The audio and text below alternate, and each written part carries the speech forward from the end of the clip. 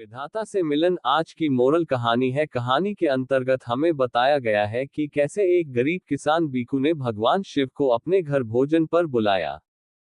बीकू नाम का एक गरीब किसान रामपुर नामक गांव में रहा करता था। बीकू किसान दिन भर कड़ी मेहनत क्या करता था। वह अपनी 2 बीघा जमीन में ही फसल उगाकर परिवार का पालन पोषण किया करता था। बीकू के परिवार में उसकी पत्नी मीना और 2 बच्चे राजू और नीलम होते हैं, जो बीकू किसान के साथ खेतों में काम किया करते थे। उनका जीवन बहुत ही कष्ट में था, परंतु वे शिवरात्रि को सभी काम को छोड़कर भगवान श्री के पास मुझे मंदिर में जाया करते थे और भगवान शिव से अपने आप भोजन करने के लिए प्रार्थना करते थे और भगवान शिव को भोग लगाने के बाद घर के सभी सदस्य भोजन किया करते थे। एक दिन मां पार्वती ने भगवान शिव से यह कहा, जो आपका भगत बीकू किसान है यह बहुत सीधा है, यह बहुत वर्षों से हर शिवरात्रि को आपको भोजन पर आमंत्रित करता है, परंतु यह कैलाशपति आप उसका आमंत्रण क्यों स्वीकार नहीं करते। भगवान से कहती हैं। कुछ समय तक मौन रहने के बाद भगवान शिव मां पार्वती से कहते हैं, प्रिय बीकू किसान बहुत ही अच्छा व्यक्ति है, परंतु मैं अपने प्रिय भगत को उसकी कड़ी परीक्षा देने के बाद ही दर्शन देता हूं। मुझे अपने भक्त की भक्ति को देखना है कि वह कितनी सच्ची है, क्योंकि सोना को आग में तपाने से ही उसकी चमक का पता लग पाता है। देखो किसान, इतने कष्टों में होने के बाद भी मुझे और तुम्हें नहीं भूला। अब मैं शीघ्र ही उसकी अंतिम परीक्षा लेने वाला हूं और उसे दर्शन दूंगा। बीकू किसान की फसल इस बार बहुत अच्छी खड़ी है। बीकू किसान ने फसल के साथ बहुत ज्यादा मेहनत की है। प्रिय, तुम देखना कि बीकू किसान की फसल नष्ट होने पर क्या करेगा।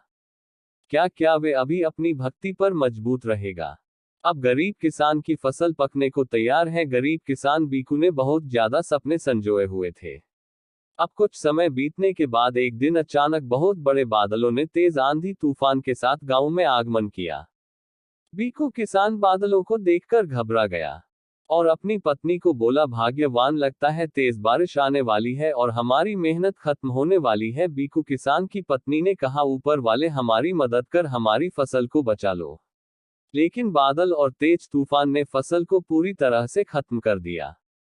बीकू किसान जब अगले दिन अपने खेतों में पहुंचा, बीकू किसान ने अपने खेतों की फसल का नजारा देखने के बाद चक्कर खाकर गिर गया और थोड़ी देर बाद होश में आ गया और भगवान शिव से प्रार्थना करने लगा है, ईश्वर आप मुझ निधन की सहायता करें। और वह उदास मन से गांव की ओर लौटा। घर आने के बाद उसे पता चला कि घर कोई व्यक्ति आया हुआ है और देखने में असाधारण लग रहा था। बीकू किसान ने अपने यहाँ आए व्यक्ति को प्रणाम किया। व्यक्ति ने किसान को कहा, आप बहुत दुखी लग रहे हैं। बीकू किसान ने कहा, जब तक मेरे शिव मेरे साथ में है, ईश्वर की कृपा से सब कुछ ठीक ही होगा। जय शिव शंकर कैलाशपति। बीकू किसान ने व्यक्ति को अपनी समस्या विस्तार पूर्वक बताई। व्यक्ति ने किससे कहा, मैं तुम्हारे खेतों पर काम करना चाहता हूं, मेरा कोई नहीं है इस दुनिया में, आप मुझे बदले में थोड़ा खाना दे देना। बीकू किसान ने कहा, भाई तुम हमारे साथ रह सकते हो, मुझे कोई आपत्ति नहीं है, जो ईश्वर ने लिखा है वो करेगा, मैं आपके साथ हूं, कल से हम खेतों पर चलेंगे और नई शुरुआत करेंगे। व्यक्ति ने कहा, ठीक है, धन्यवाद, अब तुम कुछ थोड़ा खाना खा लो, अब तुम कुछ खाना खा लो। किसान ने कहा, भाई पहले आप खाना खा लो।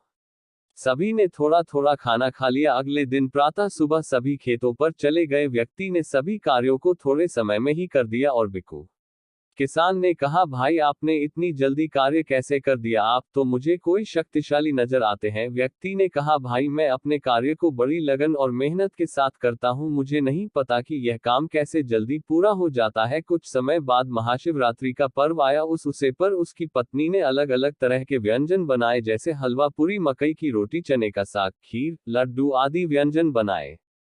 और किसकी पत्नी ने किससे कहा कि जो पहले भगवान शिव को भोग लगाकर मंदिर में आओ, तो भगवान शिव को न्योता देने के लिए मंदिर में चला गया और भगवान शिव की शिवलिंग के सामने खड़ा होकर किसने कहा, हे कैलाशपति शंकर भोलेनाथ प्रभु, आप ही का सहारा है, हे दीनानाथ कृपया करके आप मेरे घर पर भोजन का निमंत्रण स्वीकार करें। प्रभु आज शिवरात्रि का त्योहार है, अगर आज आप हमारे यहाँ पर भोजन पर नहीं आए तो हम भी आज पूरा दिन व्रत के उपरांत भोजन नहीं करेंगे और जब तक आज आप हमें दर्शन नहीं देंगे हम आपका उपवास ही करेंगे। प्रभु आपसे विनती है कि आज आप माता पार्वती के साथ हमारे घर पर आए और भोजन स्वीकार कर और भोजन ग्रहण करें।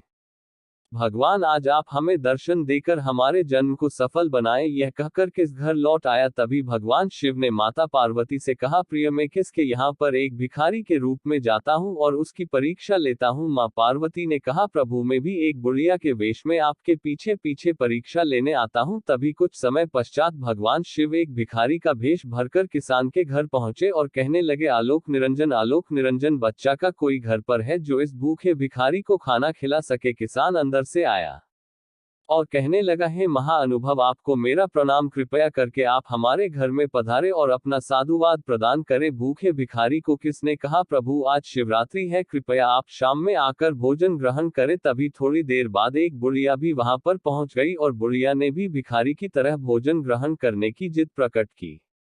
कुछ देर तक किसने मन ही मन सोचा और मन में ही कहने लगा, आज के दिन भगवान ही भक्ति के घर पहुंच सकते हैं, क्या पता ये माँ पार्वती और भगवान शिव ही हो। किसान ने खुशी खुशी भिखारी और बुढ़िया को भोजन कराया और बुढ़िया को भोजन कराया।